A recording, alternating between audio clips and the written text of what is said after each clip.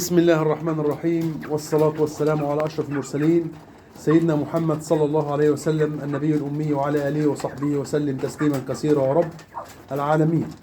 اللهم صل وسلم وبارك على أشرف الخلق سيدنا محمد صلى الله عليه وسلم. بسم الله الرحمن الرحيم. أبدأ معاكم بتحية الإسلام. السلام عليكم ورحمة الله تعالى وبركاته. أعزائي المشاهدين، معكم من قناة الخير أبو عبد الهادي، تحية طيبة من عند الله. أتمنى لكم الخير كله، وأتمنى إذا كنت أول مرة تشاهدني أو تتفرج على القناة، أتمنى إنك أنت تشرفني وتشترك في القناة وتفعل زر الجرس واللايك الجميل بتاعك، وتصلي على سيدنا محمد صلى الله عليه وسلم في قلب الكومنتات. أعزائي المشاهدين، أنا النهاردة إن شاء الله رب العالمين هشرح لكم إزاي إنك تربي في البطارية من الألف إلى الياء. يعني ما شاء الله ولا حول ولا قوة إلا بالله. أنا البطارية عندي مقاسها 60 سم في 2 متر. طبعا زي ما انتم شايفين حضراتكم مفصولة من الاثنين بعازل اهوت، يعني ده متر 60 وهنا متر 60 حضراتكم. أنا بستقبل في قلب البطارية 3 دور زي ما انتم شايفين حضراتكم اهيت. أنا في نهاية الدورة الحمد لله رب العالمين. بداية الدورة بنبدأ مثلا، أنا كنت بادئ ب3 بطاريات، 3 أقفاص فوق بعض، والحمد لله رب العالمين ربنا بيرزق وييسر الحال. ربنا يرزقنا ويرزقكم ما شاء الله ولا حول ولا قوة إلا بالله. جبت البطارية الثانية ديت الحمد لله رب العالمين وماشي الحال. إنما يا أحباب، أول هام بحب إن أنا دايما أنوه عليه ازاي بتربي في قلب البطارية. يعني اول حاجة انت بتجيب مثلا عدد معين، يعني انا بحط في قلب القفص الواحد في الشتاء مثلا من 16 ل 19 فرخ. طبعا ببقى عامل حسابي يعني من 18 ل 19 فرخ في قلب القفص كامل. واخدين بال حضراتكم؟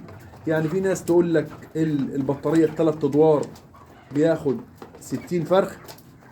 لا يعني تخف شوية، عشان طبعا يعني ايه، يعني برضك يعني الخفية كويسة وتلاقي الفرخ ما شاء الله صحته زي الفل معاك والدنيا ماشية كويسة. انما تزنق عليهم الاحجام هتبقى ضيقة، انما لما توسع شوية الدنيا هتظبط معاك.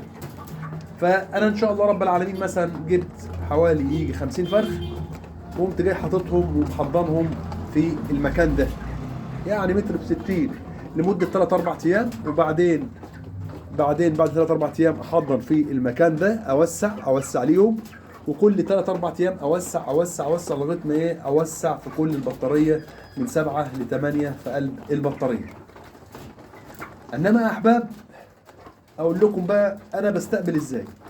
أول استقبال، أول ما بتجيب الكتاكيت عمر يوم، أنا بستقبل بمحلول معالجة الجفاف لمدة حوالي من 4 ل6 ساعات.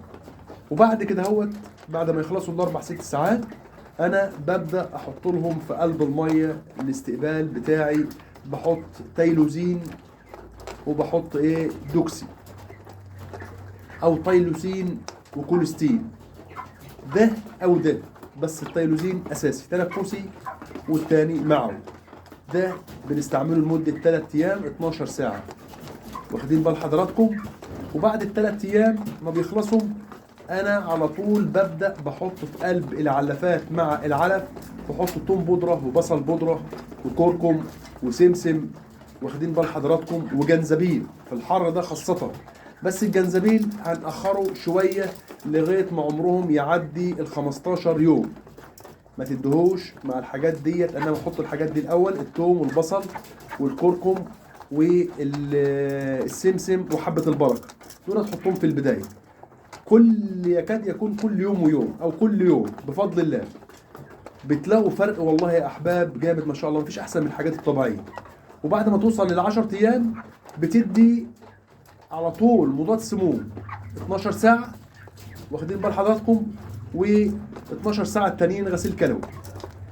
على طول 12 ساعه مضاد سموم وال12 ساعه غسيل كلوي لمده 3 ايام. وصلت ل 13 يوم بتفوت يوم، واخدين بال حضراتكم، وتبدا تحط املاح معدنيه وفيتامينات، املاح معدنيه وفيتامينات.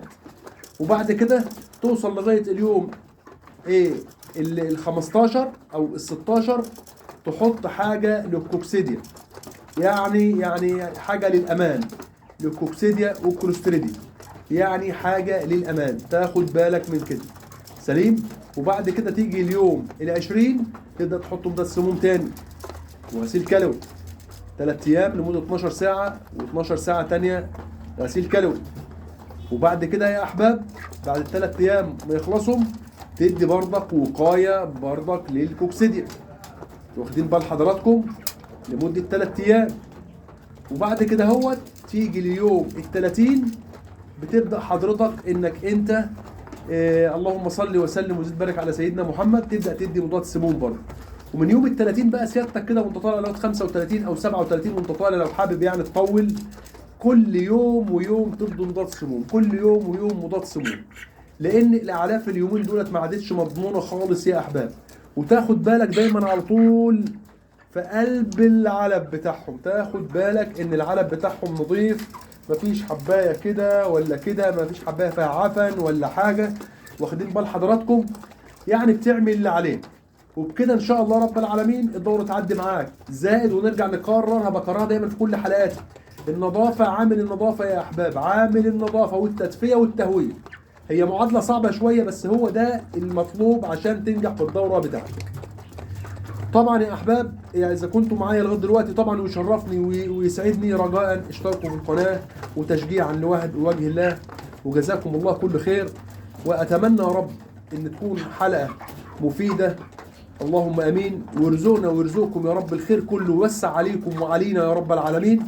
وما تنسوش يا احباب تصلوا وتسلموا على سيدنا النبي محمد اشرف الخلق رسول الله صلى الله عليه وسلم. كنت في اوقات وفي عجاله كده معاكم اسعدتني، واتمنى لكم التوفيق والرضا من الله سبحانه وتعالى، والى حلقه قادمه باذن الله، والسلام عليكم ورحمه الله تعالى وبركاته.